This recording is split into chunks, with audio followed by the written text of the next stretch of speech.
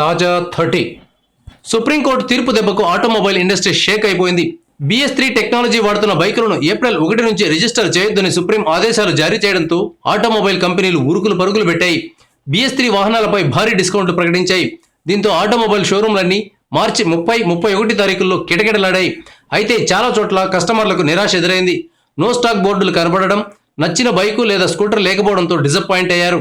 డీలర్లు తమకు తెలిసిన వారికే డిస్కౌంట్లో ఉన్న వాహనాలను ఎక్కువగా విక్రయించారు. తెలంగాణ వరకు చూస్తే రోజుకు 3,500 వెహికల్స్ అమ్ముడవుతుంటాయి. కానీ మార్చి 31 తారీఖు మాత్రం ఏకంగా 40,000 BS3 ఉన్న వాహనాలు అమ్ముడయ్యాయి. దీంతో రవాణా శాఖకు 40 కోట్ల రూపాయల మేర ఆదాయం వచ్చిందని అంచనా. ఒక్కసారిగా 40,000 వాహనాలు మార్కెట్లోకి రావడంతో సెకండ్ హ్యాండ్ బైకులు, స్కూటర్లకు డిమాండ్ తగ్గుతుంది. మార్చి 30 కంటే ముందున్న ధరలతో పోలిస్తే ఇప్పుడు కనీసం 10% తక్కువకు సెకండ్ హ్యాండ్ బైకులు లభించే అవకాశం ఉంది.